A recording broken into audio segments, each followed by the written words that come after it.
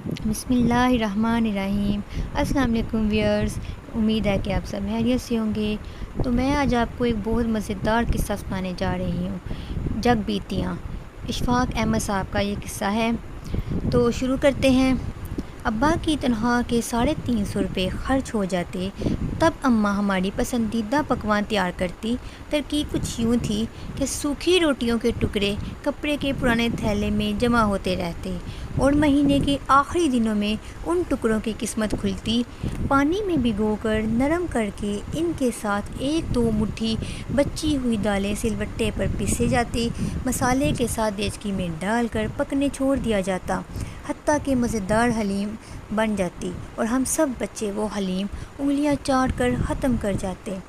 अम्मा के लिए सिर्फ देचकी की तह में लगे कुछ टुकड़े ही बचते। अम्मा का कहना था कि करचन का मज़ा तुम लोग क्या जानो। और अम्मा ऐसी कि एक दिन गोभी पकती और अगले दिन उस गोभी के पत्तों और डंडियों की सब्ज़ी बनती, और ये कहना मुश्किल हो जाता कि गोभी ज़्यादा मज़ेदार थी या उसकी डंडियों की सब्ज़ी। अम्मा जब भी बाज़ार जाती तो गफूर दर्जी की दुकान के कोने में पड़ी कतरों की पोटली बनाने के लिए आती। कुछ अरसे बाद ये कतरें तकिए के नए गुलाफों में भर दी जाती, क्योंकि अम्मा के बकौल एक तो महंगी रुई खरीदो और फिर रुई के तकियों में जरासीम बसेरा कर लेते हैं, और फिर कतरों से बड़े तकियों पर अम्मा रंग बिरंगे दागों से शायरी गाड़ देती। कभी लाड आ जाता तो हंसते हुए कहती, तुम शहजादे शहजादियों के तो नखरे ही नहीं समाए जाते जी, सोते भी शायरी पर सर रख के। ईद के मौका पर मोहल्ले के बच्चे गफूर दर्जी से कपड़े सिलवाते। हम ज़िद करते तो अम्मा कहती वो तो मजबूरी में सिलवाते हैं, क्योंकि इनके घरों में किसी को सीना पुराना नहीं आता। मैं तो अपने शहजादे शहजादियों के लिए अपने हाथ से कपड़े सियूँगी। जुम्मतुल विदा के मुबारक दिन 2 आधे आधे थान ना जाने कहाँ से खरीद कर घर आते।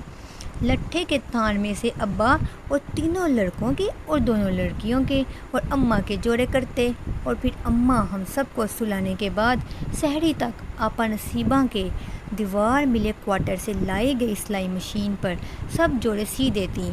आपा नसीबन साल के साल इस शर्त पर मशीन देती कि इनका और उनके मियाँ का जोड़ा अम्मा सी के देंगी। हम बहन भाई जब ज़रा सियाने हुए तो हमें अजीब सा लगने लगा कि मोहल्ले के बाकी बच्चे बच्चियां तो नए नए रंगों के अलग अलग चमकीले से कपड़े पहनते हैं, मगर हमारे घर में सब एक ही तरह के कपड़े पहनते हैं।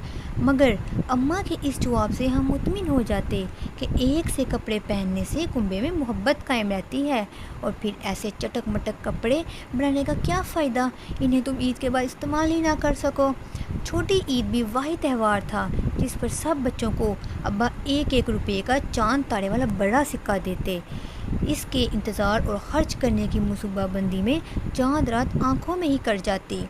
सुबह सुबह नमाज के बाद हम बच्चों की शॉपिंग शुरू हो जाती।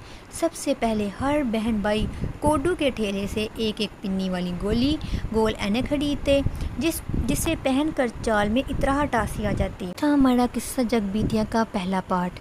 अगला पार्ट देखने के लिए हमारे चैनल को सब्सक्राइब करें, हमारी वीडियो को लाइक करना मत भूलिएगा, और साथ ही साथ बेल आइकन का बटन प्रेस करें ताकि हमारी हर आने वाली वीडियो आप तक पहुंचे। मिलते हैं अगली वीडियो में। अल्लाह हाफिज़।